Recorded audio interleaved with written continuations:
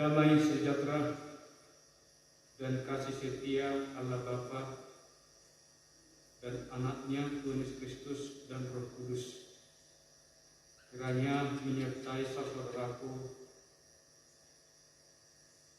Amin. Jemaat yang terkasih, saudara-saudaraku seiman, firman Tuhan untuk kita pada minggu hari ini, minggu tanggal 27 bulan September tahun 2020, dan inilah sekaligus minggu yang terakhir dalam bulan 9, di mana Tuhan campur tangan memberikan untuk kita keselamatan. Oleh karena itu, marilah kita dengarkan firman Tuhan, yaitu yang tertulis dari buku kitab 2 Samuel pasal 9 yang dimulai dari ayat 1 sampai ayat 8. Demikian bunyinya, dan nanti akan saya juga baca dengan bahasa Batak. Berkatalah Daud, masihkah adakah orang yang tinggal dari keluarga Saul? Maka aku akan menunjukkan kasihku kepadanya oleh karena Yonatan. Adapun keluarga Saul mempunyai seorang hamba yang bernama Ziba. Ia dipanggil menghadap Daud. Lalu raja bertanya kepadanya, "Engkaukah Ziba?" Jawabnya, "Hamba Tuanku."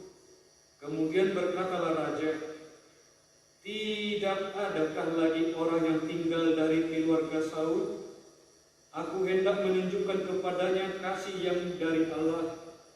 Lalu berkatalah Ziba kepada raja, "Masih ada seorang anak laki-laki Yonatan yang cacat kakinya." Tanya raja kepadanya, "Di manakah ia?" Jawab Ziba kepada raja, "Dia ada di rumah Makir bin Amiel di Lodebar." Sesudah itu Raja Daud menyuruh mengambil dia dari rumah Makir bin Amiel dari Lodebar. Dan Mephiboset bin Yonatan bin Saul masuk menghadap Daud. Ia sujud dan menyembah. Kata Daud, "Mephiboset." Jawabnya, "Inilah hamba Tuanku." Kemudian berkatalah Daud kepadanya, "Janganlah takut, sebab aku pasti akan menunjukkan kasihku kepadamu oleh karena Yonatan ayahmu. Aku akan mengembalikan kepadamu segala ladang Saul, nenekmu, dan engkau akan tetap makan sehidangan dengan aku."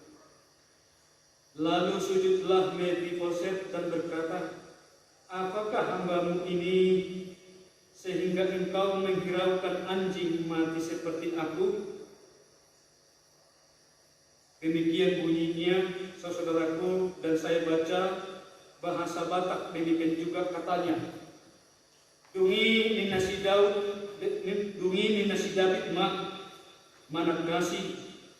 Adong lupe ulaning jolma tading-tadingan di Raja Saul.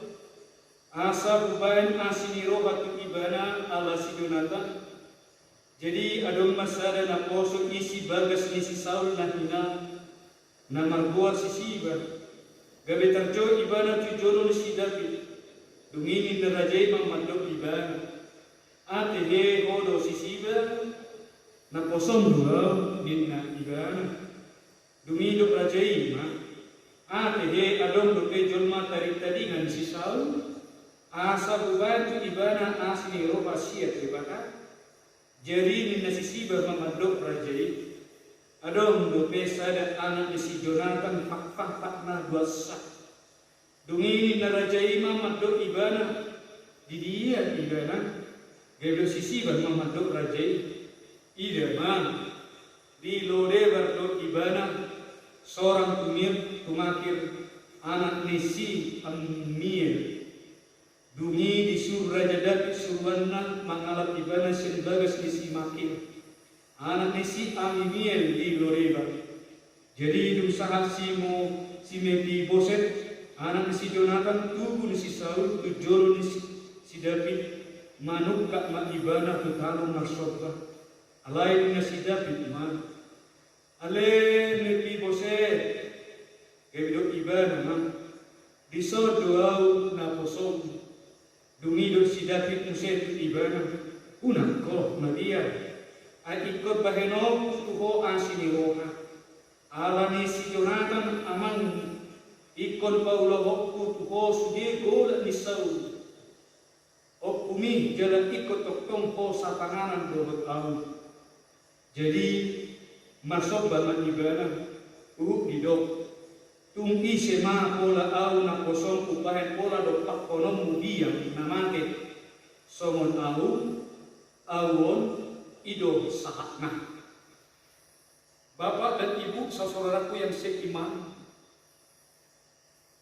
kita dihantar oleh firman Tuhan pada hari ini, yaitu untuk mendekatkan diri dan kedua menunjukkan identitas seseorang untuk melakukan yang terbaik di hadapan Tuhan. Raja Daud dulunya dia sama Jonathan adalah bersahabat, dan Jonathan otomatis pada zamannya semasa hidupnya di tengah-tengah Raja Daud selalu berkelakuan baik. Nah, oleh karena kelakuan baik oleh Jonathan, Raja Daud datang menghampiri menjumpai yaitu anak Jonathan yang bernama yaitu Mephiboset. Mephiboset seorang anak Jonathan yang lumpuh total dua kakinya, sangat kasihan. Oleh karena itu Raja Daud datang menghampiri Mephiboset, menunjukkan rasa iba dan kepedulian, mengingat dan kembali yaitu persaudaraan mereka dianya dengan orang tua Mephiboset yaitu Jonathan. Daud menunjukkan rasa kepedulian terhadap Mephiboset walaupun dia seorang raja.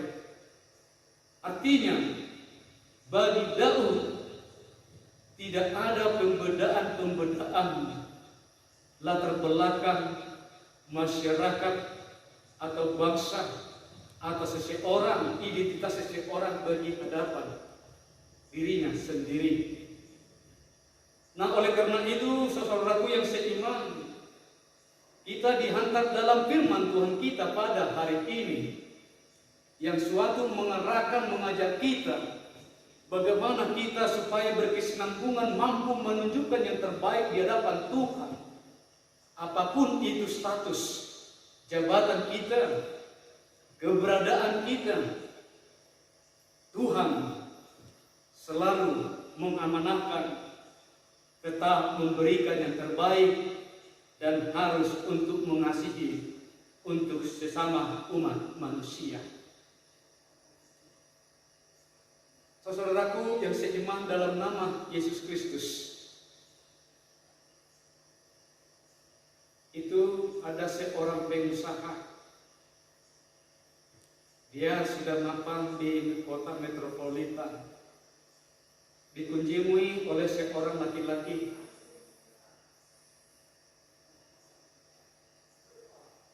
Dari singkat cerita, si laki-laki ini datang dari pedalaman, dari kampung-kampung untuk mengadu nasib ke perkotaan. Pas si laki ini keluar dari pintu gerbang, yaitu salah satu terminal di kota yang begitu ramai, dan si pengusaha lewat. Dia terheran-heran melihat si lelaki itu. Disapanya, hendak dia mau menyapai si lelaki itu. Dia turun dari mobil mewahnya. Dia sapa si pemuda, "Hai anak, mau kemana? Apakah kamu sedang lapar?" "Iya Tuhan, saya sedang lapar. Saya datang dari kampung saya dengan cukup pas-pasan, yang diberangkatkan hanya dengan tetesan air mata oleh ibu saya." "Apakah orang tuamu masih hidup?" "Dua-dua." "Tidak, selain hanya ibuku." "Siapa nama orang tuamu laki-laki?" Dia mengatakan, "Orang tua saya laki-laki adalah Toman." "Oh, Toman." Merasa iba si pengusaha tersebut, si pemuda dimasukkan ke dalam mobilnya, dibawa sampai ke rumahnya. Si pengusaha memperkenalkan si pemuda ini bagi istrinya, anaknya yang masih kecil. Cerita punya cerita, rupanya orang tua si pemuda ini adalah sahabat si pengusaha. "Oh, kau rupanya anak saudaraku, anak sahabatku itu ya. Namamu Toman?" "Iya Tuan." "Luar biasa. Kamu sungguh bisa datang ke kota metropolitan ini seperti bapakmu dulu. Demikian juga bapakmu dulu gitu, seperti kamu." Dia mengandalkan keimanan, dia mengandalkan kepercayaannya sendiri untuk memperjuangkan keluarga yang ditinggalkannya, istri dan anak, yaitu kamu. Saya sungguh salut lihat kamu dan bangga. Oleh karena itu, Bapak Ibu, saudaraku yang seiman, melihat dari keberadaan perjumpaan mereka, si Toman dan si pengusaha, Tuhan berkenan berbicara, Tuhan memberikan anugerah, Tuhan mentahirkan doa seorang ibu supaya anaknya tetap diberkati di perantauan. Demikian untuk kita semua, Bapak dan Ibu. Kita di tengah-tengah dunia ini, sementara dan tidak ada yang mau kita bawa pada akhir hidup kita selain kita menghampiri hidup kita ini bagi Tuhan. Kiranya jasad kita, arwah kita berkenan di sisi Tuhan Allah. Oleh karena itu, Bapak Ibu saudaraku, pada minggu kita hari ini Daud menolong anak Jonathan Mephiboset yang lumpuh. Bagi Daud, Tuhan telah dibuatnya tersenyum. Saudaraku, mari kita buat dari perilaku kita, Tuhan itu selalu senantiasa tersenyum. Jangan kita buat dari perilaku kita, Tuhan itu marah. Oleh karena itu kita harus senantiasa mampu menunjukkan bagaimana kasih Tuhan itu mengalir seperti air mengalir. Dan kedua, saudaraku, Raja Daud peduli, Tuhan Allah peduli terhadap saudara kita manusia yang disabilitas. Debatama rasini rohatu akan amartihas.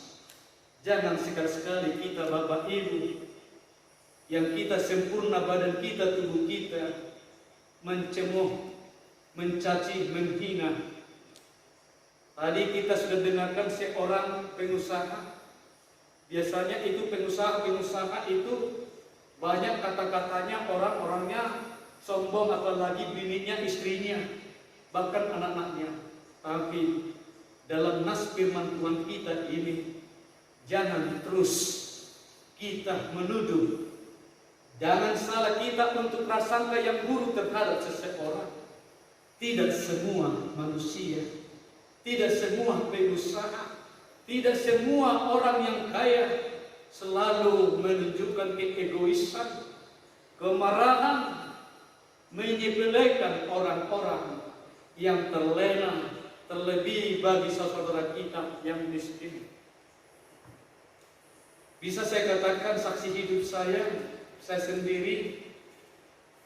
sendiri adalah anak seorang tukang rombeng. Dari kami delapan bersaudara, saya anak kelima. Saya yakin sama Tuhan itu, dengan orang tua saya yang begitu kerjanya hanya petani pergi ke sawah.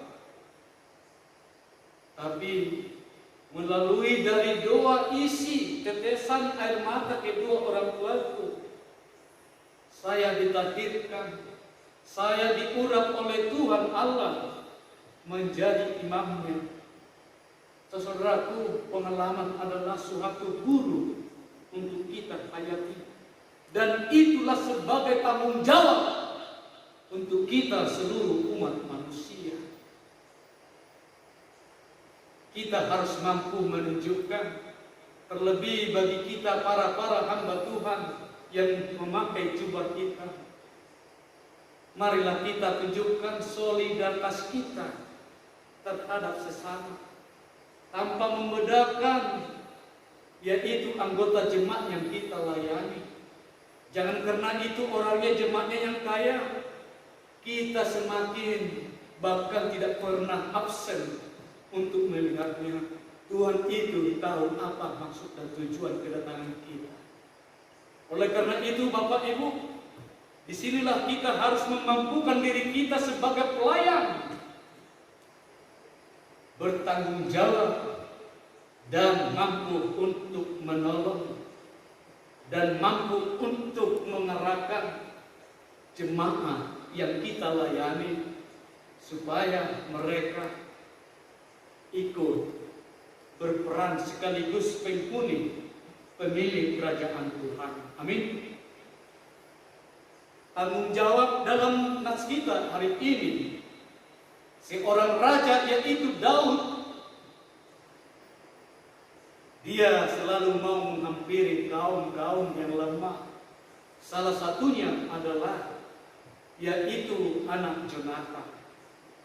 Walaupun Mephibosheth sudah tidak bisa berjalan, melihat dari rasa iba kepedulian Raja Daud, Raja Daud memberikan peluang, bahkan hari ini kamu makan bersama dengan saya.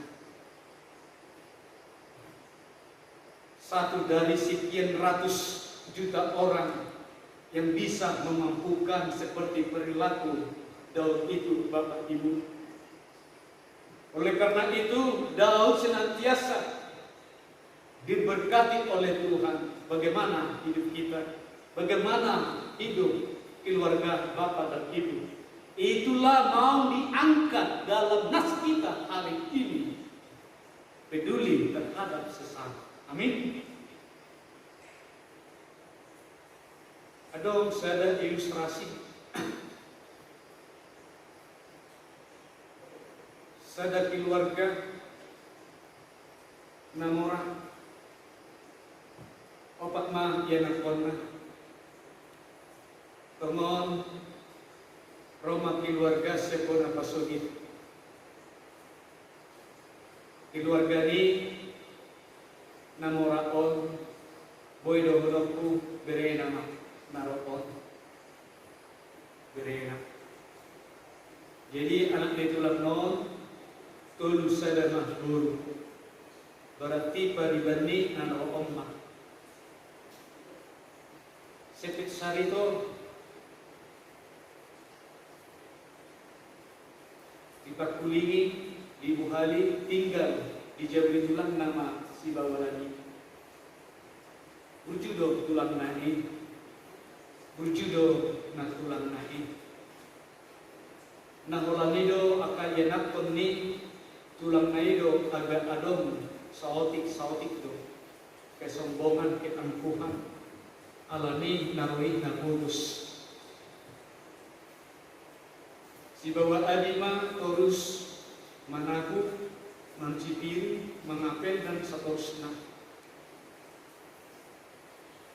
Terus terutama leleng nasi bawa adi di jololi tulangna. Neng paupat tahun temon di bulan Januari, boho tanggal 10 Januari di hati-hati. Kepuso penagaman songkok masahid tutulangna. Di bulan Marubat di Indonesia, bahkan tuh Belanda, bahkan tuh negara asing, wama asamalun tulang naon. Alai ujungna tonggoh mate majumur. Dak sadele nari tomon songgok sahid tu nak tulang naik. Sahid naganas, yaitu kanker payudara dan kanker otak. Semuanya sudah khawatir. Si anak pun yang 4, mereka saling bertatapan melihat bagaimana akhir hidup kami nantinya, pikir mereka. Tidak berapa lama ibu mereka meninggal mati. Akhirnya si pemuda tersebut pulang kampung dengan membawa harapan yang begitu sedih. Dia pulang ke kampung dan kembali untuk membantu orang tuanya. Nah, tidak seberapa lama kemudian para anak tulangnya ini kembali ke kampung. Dilihatlah keluarganya, kalau dalam bahasa Batak amang boru nama doh nang boruna, dan si pemuda tersebut bah narodo hamuna akan pepuku kata orang tua si pemuda ini. Ido amang boru gimana wabayanun odoh ngoduk nabi mutako kemudian buhita di lagi dan harus puluh mata si perintah nama tidak dah. Ketepatan rumah memburunya masih dari tanah, lantai tanah. Jujur Bapak Ibu, itulah keberadaan keluarga. Tidak sebanding dengan keberadaan keluarga tulang si pemuda ini. Dia hidup mewah orang mereka. Mobil lecas banyak, harta benda yang mengisi untuk rumah mereka. Rumahnya seperti istana. Semuanya lulu lantak habis, dijual untuk biaya obat kedua orang tua mereka.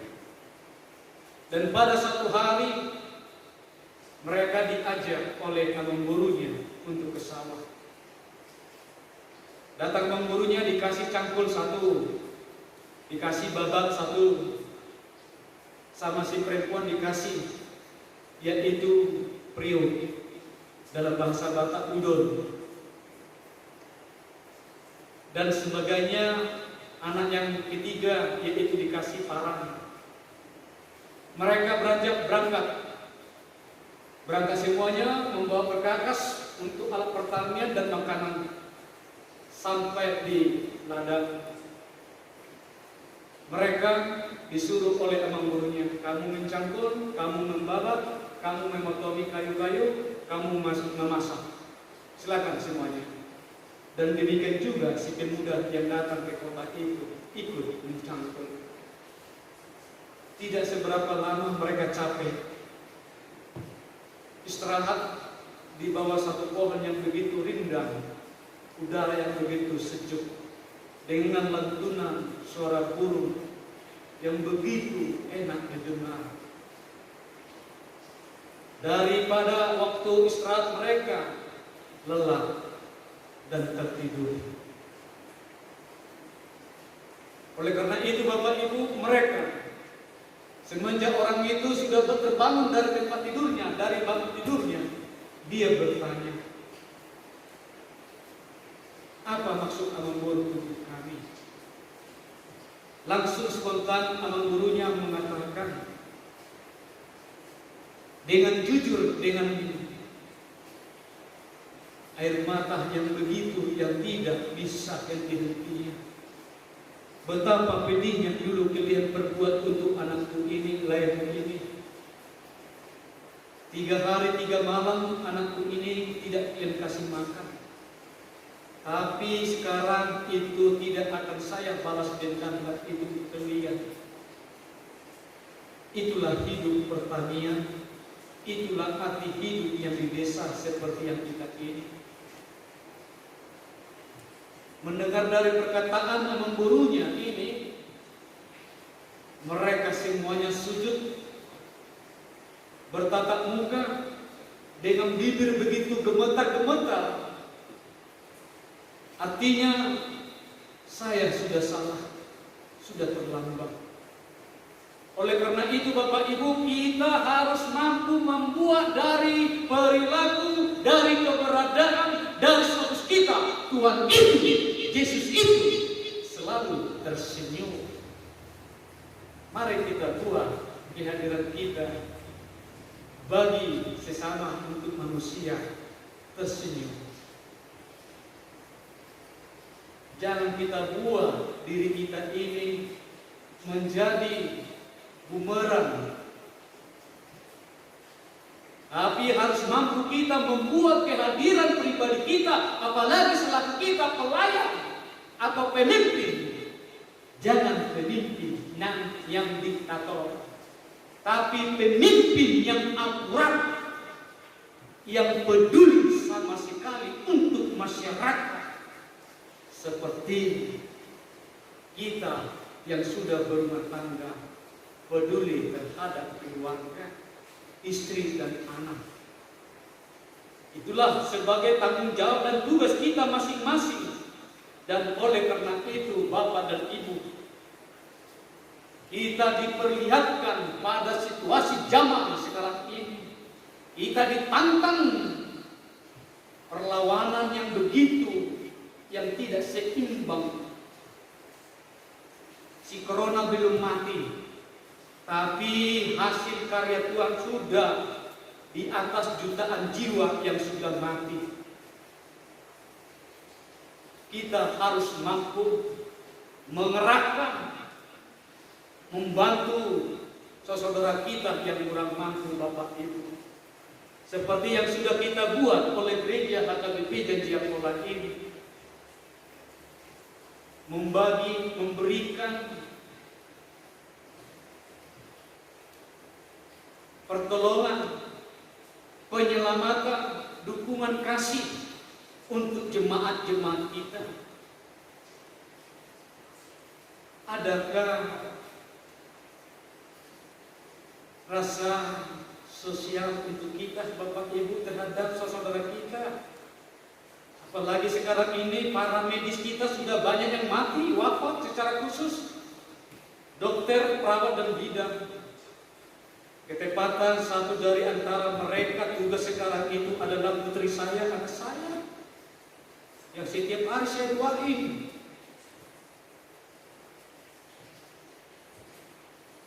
Tuhan lindungi putri saya, Tuhan. Dokter yang favorit di hadapannya sudah meninggal. Cucuran air mataku selalu datang dan istriku juga. Saya yakin sama Tuhan Yesus. Yesus itu sungguh baik. Baik. Oleh karena itu saudaraku, mari kita senantiasa memberikan yang terbaik, menunjukkan bahwa kita ini tidak ada artinya. Go hamorauta, go kepeng muamang minang, go sinadongamu, torot partubu ho bidang tanom haumang dan sebagainya, diadopan ini maka Tuhan itu tidak pakai. Yang Tuhan pakai adalah rasa kepedulian dan memberikan yang terbaik untuk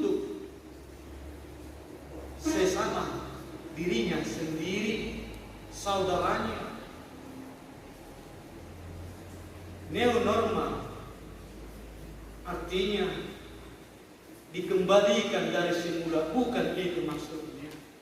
Ada tatanannya. Apalagi sekarang kita ini menghadapi suatu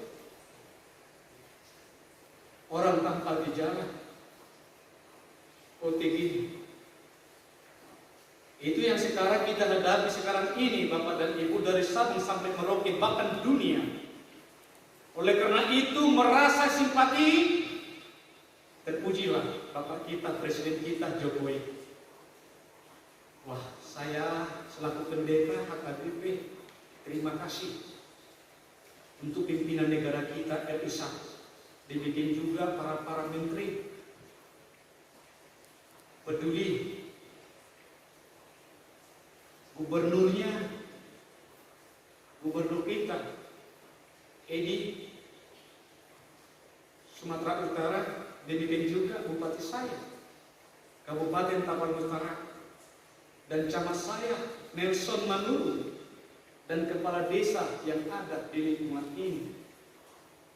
Kalau hidup manhite senjami dakon dengan mah tutur di pasangan, akah bantuan-bantuan yang sudah Tuhan berikan, yang sudah negara berikan. Hati-hati Bapak Ibu segenap yang menjalankan tugas. Jangan istrimu banyak itu mewah-mewah, gelang-gelangnya, mas-masnya seperti rantai goda. Toh lihat dikubur nanti itu. Itu pun kalau diterima di dalam Tuhan. Boro-boro itu Tuhan tidak dengar. Yang Tuhan dengar adalah bagaimana kehidupan kita selaku umat manusia atau pemimpin yang soleh. Yang soleh. Itu Bapak Ibu. Tugas kita sebagai jemaat pengikut Kristus, mengasihilah kita terhadap sesama kita. Kita kasihi. Tuhan itu pakai kita untuk sebagai sambung tangannya, memberikan yang terbaik. Amin. Terima kasih untuk Bapak yang di surga. Walaupun saya melayani di pelosok, di pedesaan-pedesaan, saya merasa bangga, terpuji. Istri saya, anak saya, yang di perantauan semuanya, Tuhan berkati. Demikian juga saudaraku, demikian juga anak-anak rantauku yang baik dari negeri ini. Tuhan senantiasa memberkati Bapak dan Ibu. Amin. Itulah tugas kita. Daud memberikan kita kesempatan, kita harus satu kita. Sapanganak kodo hotel. Wah, betapa indahnya seorang pemimpin.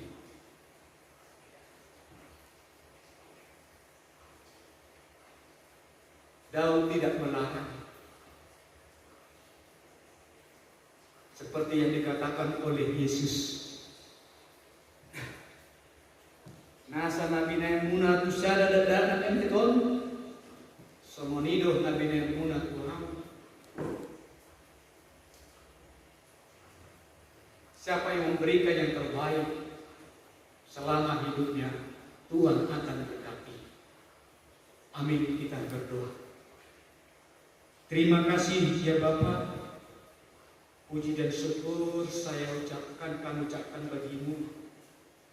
Betapa indahnya pemberian-Mu yang sudah berkecukupan yang Bapak berikan untuk kami manusia ini. Terlebih untuk jemaat yang selalu senantiasa menunjukkan yang terbaik. Bapak, lindungi mereka. Berikan juga ya Bapa suatu kehidupan bagi mereka, jauhkan dari segala mara bahaya, penyakit dan kekurangan juga. Para anggota jemaat-Mu ini ya Bapa, mulai dari anak-anak, remaja, pemuda, Bapak, Ibu dan dewasa, yang janda, yang tua-tua, selalu berkati hidup mereka. Angkatlah tangan-Mu ya Bapa. Berkatilah mereka satu persatu. Jemaat-Mu yang satu minggu ini telah melaksanakan kegiatan yang dikerjakan mereka dari pagi sampai sore. Petani yang kerja di ladang, membajak sawah, menanam padi, merawat tanaman, para guru, pengusaha, para supir, demikian juga yang kerja di instansi pemerintahan dan swasta, TNI dan Polri, para kaum janda, anak yatim piatu, selalu berkati mereka ya Bapa. Yesus, saya berduka, sedih. Kapanlah persoalan kami ini ya Bapa selesai? Apakah Bapa masih berkenan untuk hidup dengan kami? Kami yakin bagimu ya Bapa di surga, tantangan yang kami hadapi ini, kami yakin Tuhan menyelamatkan kami orang-orang percaya. Terkhusus anak-anak rantau gerejamu ini yang ada di luar Pahai, demikian juga saudaraku seiman orang Kristen, demikian juga bangsamu, bangsa Indonesia, NKRI yang kami cintai ini, lindungi senantiasa Bapa, dengan berbagai agama yang ada di negara kami ini. Selalulah rukun tanpa membedakan latar belakang atau identitas keberadaan terlebih agama. Tahirkanlah hidup kami ya Bapa, agar kami senantiasa mendapat pahala daripadamu. Bila pun ada saudara kami yang begitu tidak memahami arti hidup bersamamu, arti hidup bersamamu ya Tuhan, bukakanlah hati mereka supaya terbuka, menyadari mereka bahwa hidup mereka selaku manusia sama seperti kami. Tatap, lihatlah hidup kami ini, supaya senantiasa kami mampu berhadapan dalam situasi pandemi virus Corona-19 ini.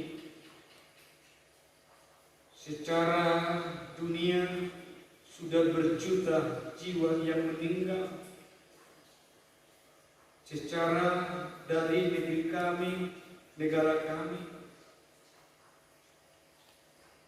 sudah puluhan ribu yang sudah meninggal.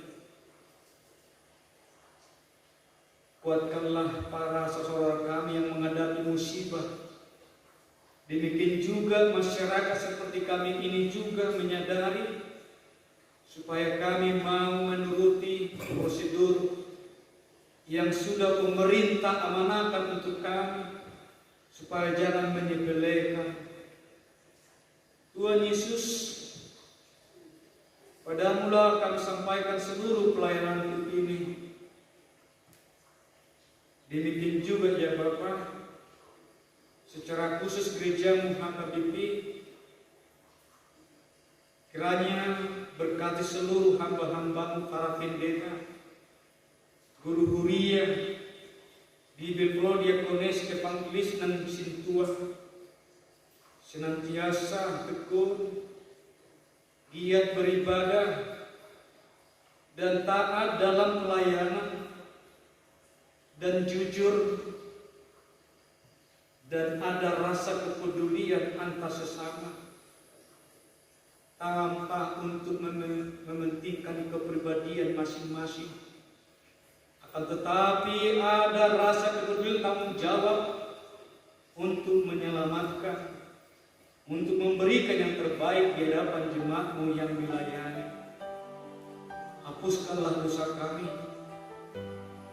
Terimalah doa kami, dalam anak Yesus Kristus kami berdoa. Jadilah kehendak-Mu. Amin.